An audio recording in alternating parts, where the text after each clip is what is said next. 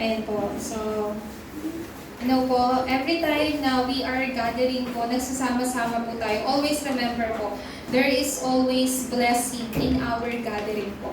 Amen po ba? This is not a gathering po for worldly meetings. This is not a gathering po to receive ayuda. Pero this is a gathering po. This is a gathering where God blesses His children the most po. Kaya naway tunay po ninyong ma-realize po na through this kind of gathering po is the gathering where you receive so much answer, so much blessing po sa Panginoon. Because this is the gathering of worship po. The gathering of worshiping before God. Kaya nga po, para po sa mensahe po natin ngayon, we have read yung Genesis chapter 6 verse 1 through 14 po. And I believe po na as you read that, nagiging familiar po kayo na it is the life of Noah.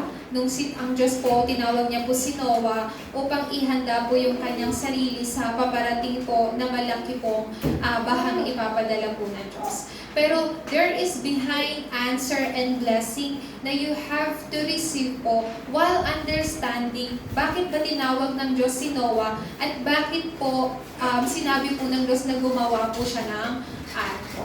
You should not just listen to Noah's story as it is po, pero you have to find out and know yung behind what is the reason why God asked Noah to build the ark po. Pinaka-importante po sa lahat. Before that po, throughout Paul's lifetime po, buong buhay po ni Pablo, ito po ang kanyang laging hinahanap. Disciples.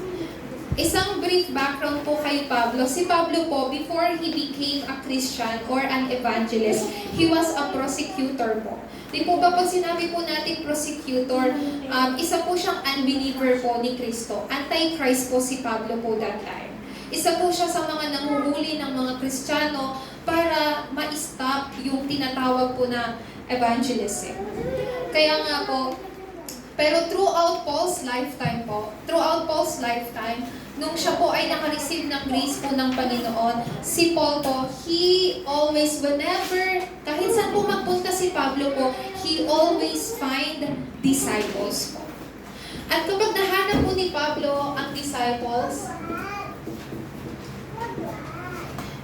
lagi po niyang itinuturo po yung 3 camps. What are the 3 camps po? First,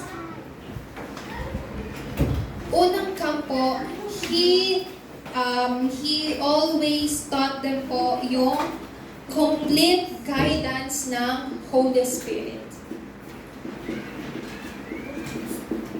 This is first camp po. Lahat po kayo, you already receive po yung pananahan ng banal na Espiritu. Kaya sa buhay po natin, our first camp po should be to be completely, perfectly guided by the Holy Spirit po. How about the second one po? The second one po, ang itinuro po sa kanila po ni Pablo po, ay yung mawasak po lahat ng kapangyarihan po ng kadiliman. All the forces, all the authority po of Satan, the darkness po, to be completely crumbled down po. Ano pong ibig sabihin ng second camp po natin? The word of Holy Spirit. Then how about the third camp po? This is the reason bakit po kailangan pong, why do we have to leave behind the disciples po? Because of the, fruit ng Holy Spirit. Para po sa bunga ng banal na Espiritu. Ano po yung bunga ng banal na Espiritu? Evangelism po. Pag-eebanghelyo. Sa pag-eebanghelyo po na yun, you can find these disciples po. So bakit ko po sinabi po muna ito po sa inyo? You know po, we are called children of God. Why po? Because God wants to use our lives po to do evangelism po. Para hindi lang po tayo yung masave po, pero yung ibang tao, they can also receive po yung same unique answer that we have received po.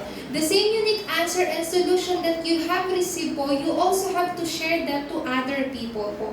The same peace, the same answer, the same happiness po that you are receiving po, you have to absolutely relay that po sa ibang mga tao. That is evangelism po. You are sharing the fruit of this Holy Spirit po. Siyempre po, upang magawa po natin ito, ano po ang kailangan po na magkaroon po tayo?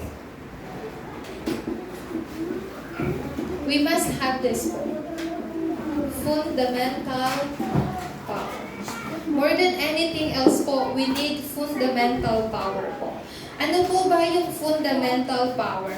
Fundamental power po, it is the spiritual strength and spiritual power given by God po. Kapangyarihan na nagmumula po sa trono ng Diyos. This kind of power, hindi po natin ito makikita sa mundo. This kind of power, hindi po ito kayang i-offer ng mundo. Pero this fundamental power, this is a fundamental power that was given by God alone po. Not only that, because when you have fundamental power, alam niyo po kung what will come after po? Fundamental healing. And when this come po, our fundamental mission will also emerge. More than anything else po, we need this fundamental power. Kasi pag tayo po ay meron pong fundamental power, then yung pinakaugat po ay magkakaroon po ng healing. Alam ko po na you are, when we try to solve our, our surface problem po, yung mga problema na nakikita lang po ng ating mga mata, without solving yung root po, hindi po talaga ito masusolve. So, what is healing po? Like for example po, kapag meron po kayo, sabihin po nating lagnat. At kapag uminom po kayo ng gamot po, ibig sabihin po na you are doing treatment po. Pero if you are completely free from fever po or mga colds, that is called complete healing po. Tama po ba? So sa madali pong salita, since sinolve na po ni Christ yung fundamental problem po natin, nakalaya na po tayo doon, that is complete healing sa buhay po natin. Hindi lang po yung healing ng surface, but yung pinaka-root, pinaka-ugat po. Si Deaconess Maria po, di po ba nagtatrabaho po siya sa barangay? And she saw a lot of problems po. Hindi lang sa mga youth, pati po sa mga adult po, environment, problems po ng EPSA, ganyan po. Pero if si Deaconess Maria, if she will just keep on seeing kung ano yung surface problem, eventually, she will get tired. Eventually po, she will just follow po kung ano po yung nakikita po niya. Pero if Deaconess Maria knows this root po, then she will start to pray po. Panginoon, why did you allow me to be in this line ng job or ng trabaho po? Po ba? Ito po ay pagpapala po ng bawat isa po sa atin. Seeing the root of the problem po, hindi lang po masusolve po yung surface problem, pero will solve everything po. Kaya dinadalangin ko po na when you are facing problems po, you should not just look at the surface po. Pero you have to really see what is the root problem, nang sa oras po na yon, you can find out your mission. Meron pong mission po ang Panginoon. Bakit po? Why God allowed you to be in that kind of work po? To be in that kind of situation po? Absolutely po. Kasi God wants us to find kung ano po yung mission. Before po akong pumunta po dito sa EPSA, I also asked God this kind of question po. God, why you have sent me here in EPSA? Kasi I came from Manila po, Muntinlupa. Of course, ako po naniniwala po ako, hindi po ako nandito po kasi sabi ng pastor ko na pumunta ka dito. Kasi pastor po natin nagsisimula na po mag-evangelism, di ba? Of course, kailangan niya po ng interpreter. Kailangan po niya ng Pilipinong makakasama po niya para magkaroon ng smooth conversation po, ganyan. Pero I believe po na it is not because of my pastor why I am here po. So I started to ask God, Lord, why did you have sent me here po dito sa FC? Because of this. Because of mission. Pero you know po, you cannot find this mission without healing of your root po.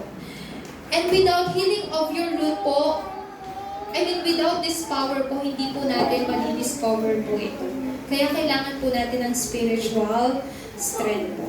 Kaya nga po, just like what I told you po earlier, why did God ask Noah to build the ark po?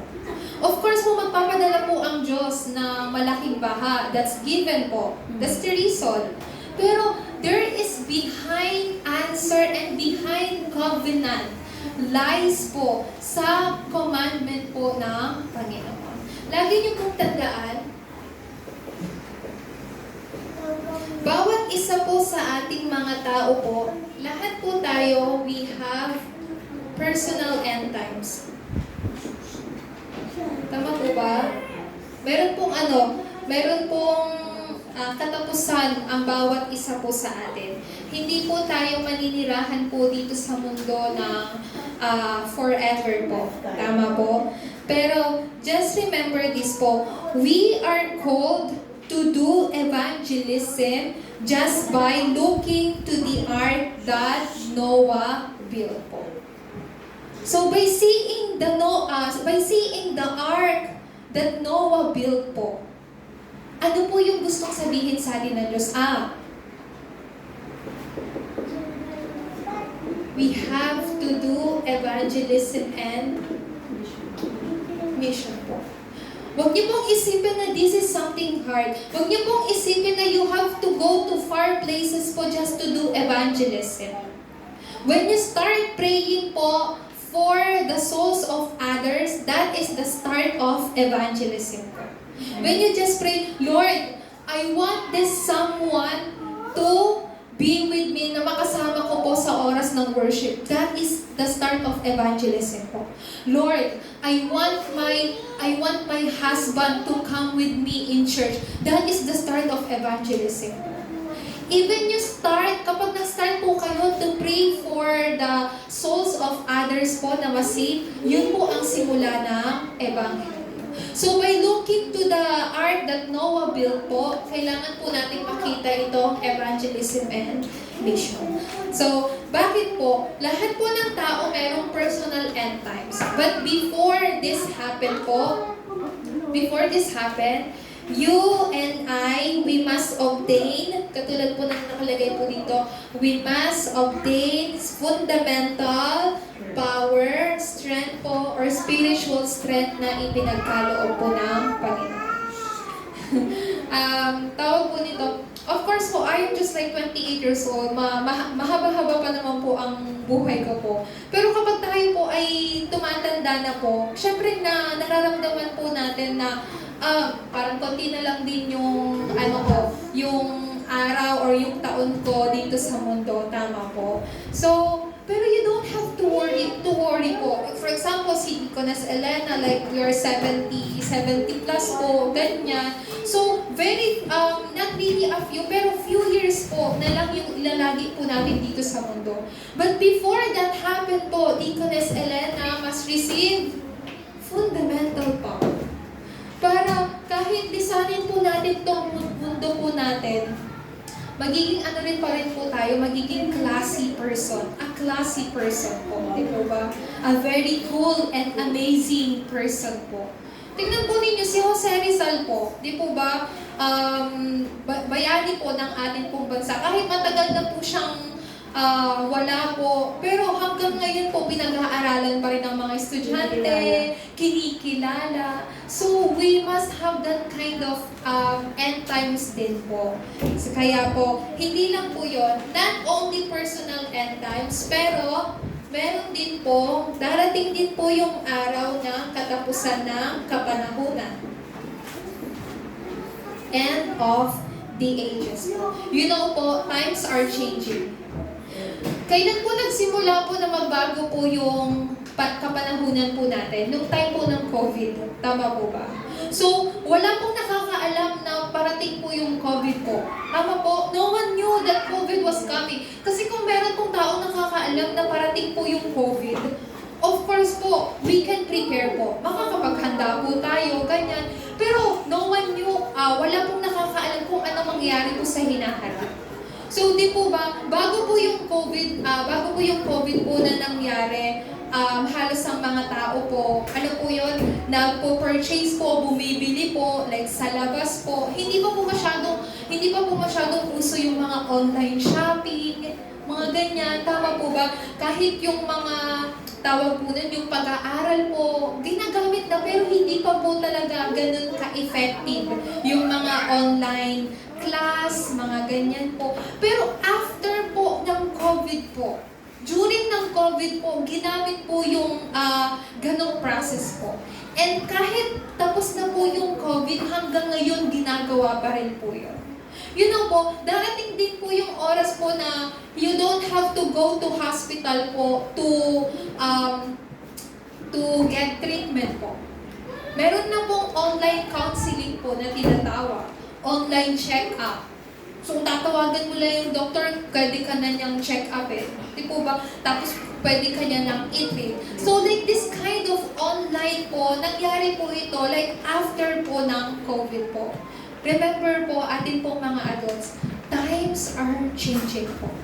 So, you absolutely have to teach your remnants po. Yung mga apo po ninyo, hindi nyo na po talaga totally maaabutan po yung paglaki po nila at yung pagbabago po nila. Pero what you will leave behind to these precious remnants po ay napaka-importante. Kung ang i-leave behind nyo po sa kanila ay yung standard and yung level lang po ninyo, then they cannot live, they cannot survive in this world po.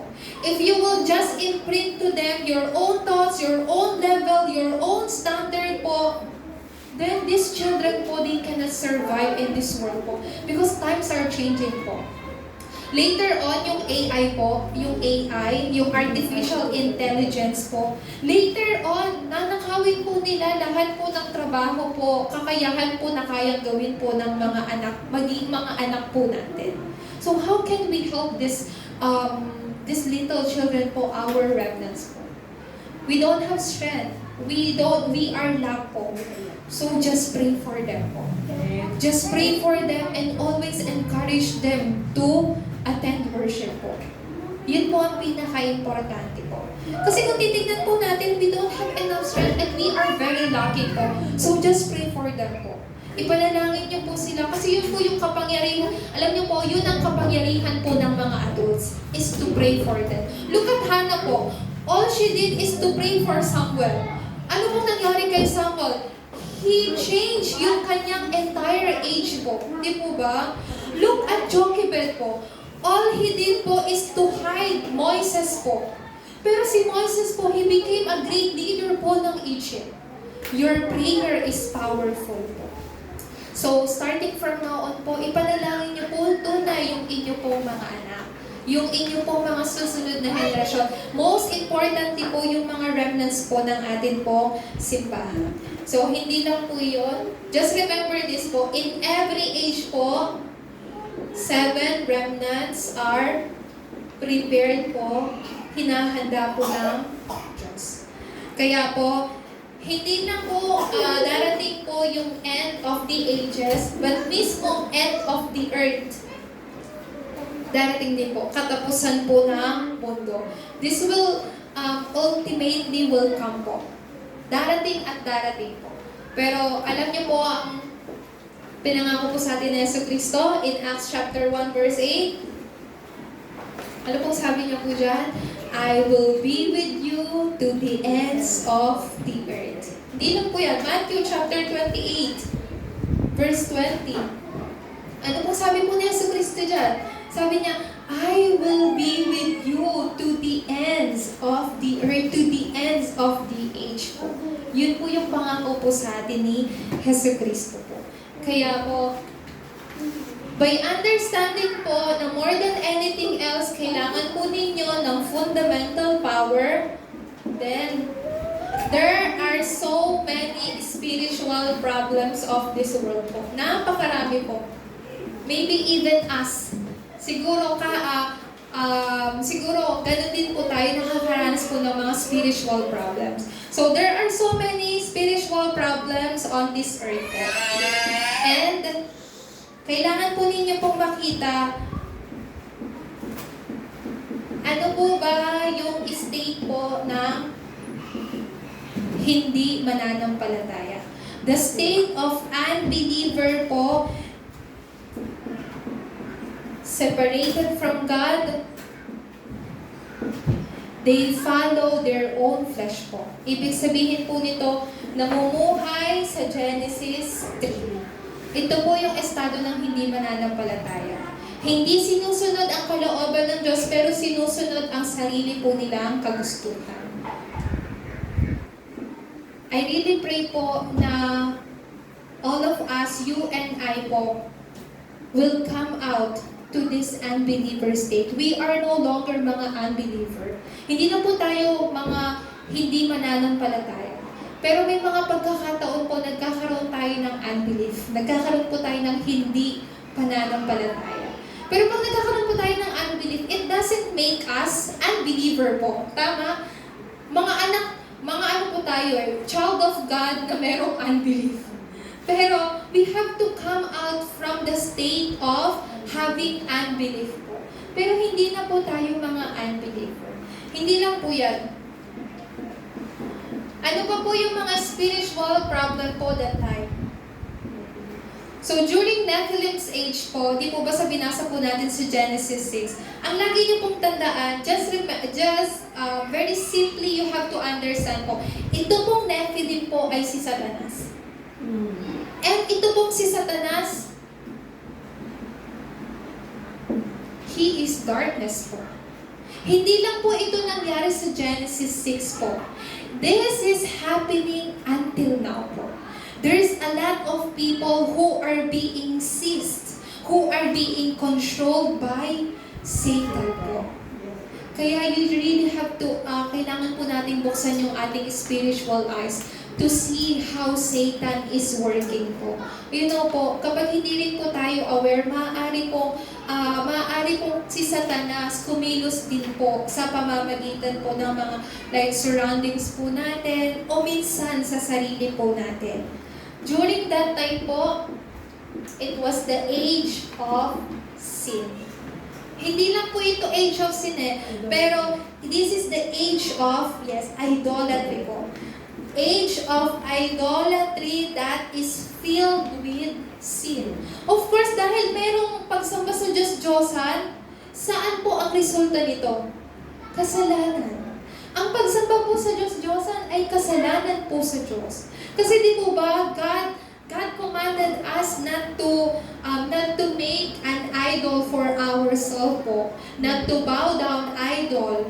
Huwag sumamba sa Diyos-Diyosan, sa ibabaw ng lupa, sa ilalim ng tubig, sa himpapawid po. God allowed us to do so. Ibig sabihin po niyan, idolatry led us to sin po. So, ito po yung time ng, oras or time po ni Noah. Kaya nga po, by knowing this spiritual problem, God sent you to save lives po, and you are the remnant po. Ang tawag po sa atin ay mga remained one, mga natira. So, sino po ba ang mga natira po? Lagi niyo pong tandaan, we have received, tayo po ay tumanggap ng habag po ng Diyos. Tayo po ay naligtas dahil po sa habag po ng Diyos. We are saved because of the grace of God po. According sa Ephesians chapter 2, verse 8 po. You and I, we are saved po because of the grace of God. Hindi po tayo naligtas because we are great people. We are kind people. We are saved because of God's grace po. Kaya po, lahat po ng mga nagkaroon po ng kaligtasan, all people who are saved po, they are called, we are called, remain. Are you saved po? Kayo po ba ay ligtas? Then you are the remaining one. Not only that po. So, kung titignan po natin, just like Noah po, lahat po tayo na mga naligtas po, we have received this salvation po by the grace of God po. So, even this time, God called you po. Nung tinawag po ng Diyos si Noah po during the time of, Genesis 6, during time ng flood po, tinawag po ng Diyos si Noah because it is God's grace po. Hindi lang po yun. Lahat po, those who are saved are righteous. Sa Tagalog po matuwid. Pero, kung isipin po natin, sabi po sa Bible, sabi po sa Romans chapter 3 verse 23, no one is righteous po. Tama po ba? Ano po ba yun? Tayo po ba ay against sa Biblia kapag ganun po? Kasi sabi po dito, ngayon tayo ay mga righteous. Pero sabi sa Bible, no one is righteous. Ano pong ibig sabihin po nito? Just remember this one thing po, very important. Lahat po ng tao, those who are saved are called righteous person. So, if you are saved po because of the grace of God, then you are a righteous person. Sabi po ng Diyos, sinabi ng Diyos kay Noah, that time sa binasa po natin, si Noah po ay walang kasalanan at matuwid sa harapan ng Diyos. How did Noah became a righteous po before God? Papaano po yun? Kasi that time po sa age po ni Noah, lahat po ng tao makasalanan. Lahat po ng tao sumasamba po sa Diyos-Diyosan. How did Noah became a righteous and blameless person before God po? Paano po? Because of God's grace, he was saved, and because of this po, he became a righteous. Ganun din po. Even at this time po, even in this age po, kayo po ay tinawag po ng Diyos. Kayo po ay niligtas po ng Diyos because of His grace. And you are called na mga righteous person po dahil kayo po ay mga naligtas. So, hindi lang po yun. Si Noah po, he was credited a righteous po because he walked with God. Pag sinabi po natin he walked with God, ibig sabihin po nito, no, alam po ni Noah kung ano po yung desire ng Diyos. Alam niya po kung ano po yung kalooban po ng Diyos. Alam po ni Noah kung ano po yung plano po ng Diyos that time. Dinadalangin ko rin po na may you become a righteous person who always walk with God, who knows God's desire, will, and plan po sa buhay po ninyo. Pangatlo po, may you become a remained one who make God as your companion po. Pag sinabi pong companion, yung kasama niyo po palagi. Tama po ba? May you become that kind of person, may you become that kind of remain one po who always, who always accompany with God po. Yung lagi niyo po siya nakakasama po. Pangatlo po. Ito pong pangatlo, napaka-importante din po nito.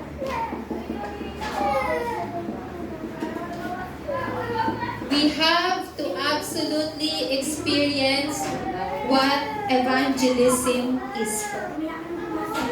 All this time po, lagi po ako nag-share po sa inyo kung ano po yung na-experience po namin through evangelism. Tapos yung mga remnants po, they are experiencing evangelism po, pag-araw po ng Sabado, ganyan po.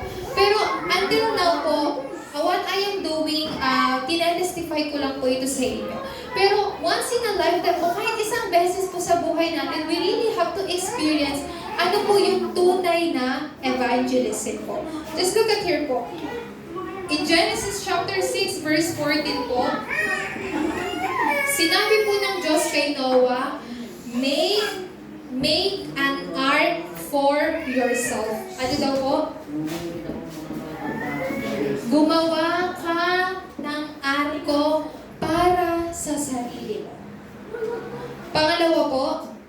Genesis chapter 6, verse 18, sinabi rin po dito ng Diyos that make an ark for your posterity, para sa iyong susunod na henerasyon. Pangatlo po, sinabi po ng Diyos sa Genesis chapter 6 verse 20 po, make an ark to save others, to preserve lives po.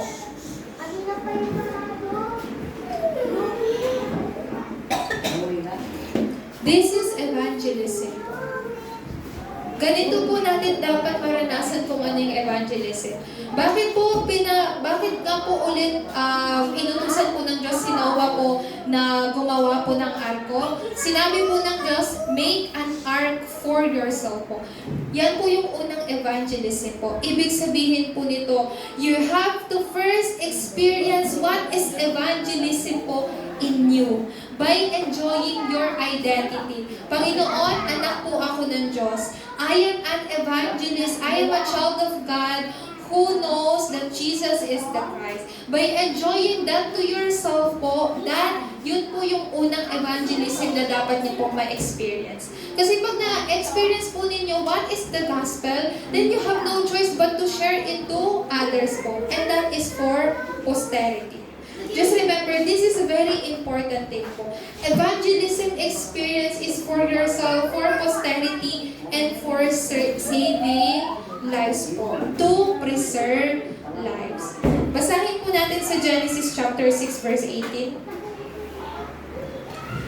Okay, let us read po. Sinabi po rito, ngunit ako ay gagawa ng kasunduan natin. Isama mo ang iyong asawa at mga anak na lalaki, pati mga asawa nila, at pumasok kayo sa barko. This is for your posterity po. Why do we have to experience evangelism po? Para po sa ating susunod na henerasyon. Di po ba during that time po, si Noah at ang kanyang pamilya lang po ang naligtas? Tama po ba? Why? Because Noah built the ark po. Noah built the ark po that God commanded him to do so. And what happened next po, sila lang po, yung family lang po ni Noah, yung were able to conquer lahat po ng, yung buong mundo po. Kaya po, even just once in a lifetime po sa buhay natin, isang beses po sa buhay natin, we really have to experience evangelism. Kasi pag ma-experience po ito ng isang beses, tunay na ma-experience po ito, hahanap-hanapin niyo po ito, this is evangelism, okay. Kasi pag halimbawa po, pag meron tayong kinain, tapos halimbawa nasarapan tayo, di po ba hinahanap po natin? When you truly enjoy the fruit of evangelism po, these three things will also come. Una po muna, sa sarili po ninyo. Sino po ang sumisimbolo ng arko? Si Kristo.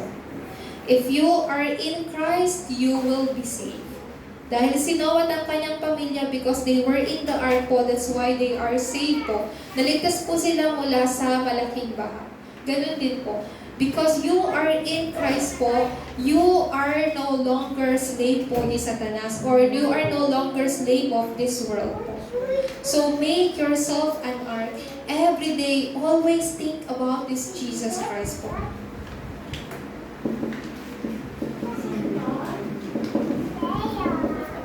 Only Christ po. Every day, you must have this kind of 24 prayer po. This is for yourself po. Kasi once na mangyari po ito po ay mag-flow hanggang sa inyo po, posterity. You will leave behind what kind, ano po yung i-leave behind nyo po sa kanila? Eternal masterpiece. Eternal masterpiece po. And then to the point po na you can save others po. Pag sabing others, your neighbors, your friends, yung mga taong malalapit po sa inyo to preserve lives. Kasi di po ba inutusan po ng Diyos si Noah na, maglagay ka rin ng mga hayop, tigpapares, di ba, sa loob ng arko to preserve lives po. Para sila din ay mabuhay. Ganun din po. This kind of answer will come to you as well po. So in our conclusion po, there are future blessings po na you will receive po. Pag sinabi pong future blessing, yung mga pagpapala na tatanggapin nyo po sa hinaharap. What are these future blessing po? We call this 7 points po. First po, absolutely po, you will meet the remained one sa buhay po natin. This remained one po, they are the ones who will save others. They will be the ones who will do evangelism po. So they are the one who are bound to do evangelism po. Mga remnants. Pangalawa po, that we also have these pilgrims po. Pag sinabi pong mga pilgrims, mga ano po sila, mga manlalakbay po. Mga manlalakbay po who are not from this world po. Lahat po ng mga tao, tayo po ay mga pilgrims po. Lahat po ng tao ay mga pilgrims. Pero ito pong mga pilgrims po, they are prepared to save others po.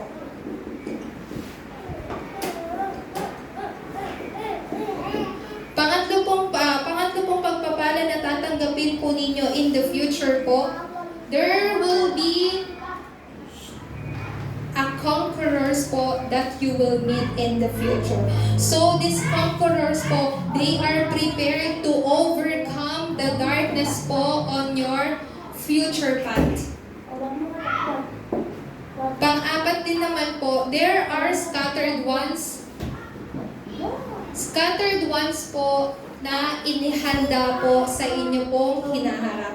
This scattered ones po, ibig sabihin po nito, they are the one whom God has sent po. God has sent like to do mission or commission po. Panglima po, there are people who are called watchmen. Pag sinabi po nating mga watchmen po, they are the ones who will guide and who will save or protect the region po.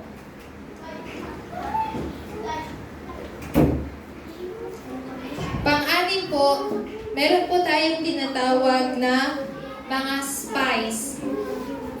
Pag sinabi po natin mga spy, mga espiya po, dito ba? So that time po, si Moises po ay nagpadala po ng 12 espiya po sa, saan nga po ito? Sa land of Canaan.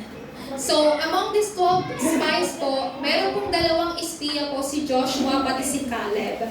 So, yung 10 espiya po, sinabi nila, Moises, hindi tayo makakapasok sa land sa lupa ng Canaan kasi yung mga tao doon masyadong malalakas. Pero anong pangako sa kanila ng Diyos even before sinabi ng Diyos na you will enter the land of Canaan. Kasi sa Canaan ay sa lupain ng Canaan, naghanda ako ng maraming pagpapala doon. So, pero itong 2 espiya, si Joshua and si Caleb po, sinabi nila, no, we can enter to the land of Canaan kasi yun ang pangako sa atin ng Diyos. Sa madali pong salita, these 10 spies po, nagkaroon sila ng hindi pananampalataya and itong 2 espiya na si Joshua and Caleb po, they held to the covenant po. So, ito pong espiya po, or spy po, they are the one who will go to the place that no one can go to. Kahit hindi po sabihin na pumunta sila, they will go. What is the reason po? Because they have the covenant. Pang-pito po, the banner. The one who will raise this banner. What kind of banner po? The banner of the gospel. The banner, one who will raise po the banner of the nations po. Kaya, Hindi ko po maipaliwanag po ito ng like detail po, specific po. Pero just for you to know po na this 7 blessings po ay mga future blessing na tatanggapin po ninyo.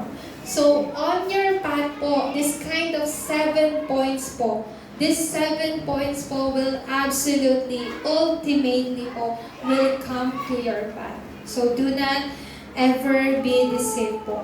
Kaya nga po, in every age po, God always chose a remnant. This age, we can also say po na this is a Nephilim's age. Sino pong tinawag ng Diyos? Si Noah. God called Noah. Who is Noah po? He is also a remnant during that time po. Why God called him? To experience evangelism po.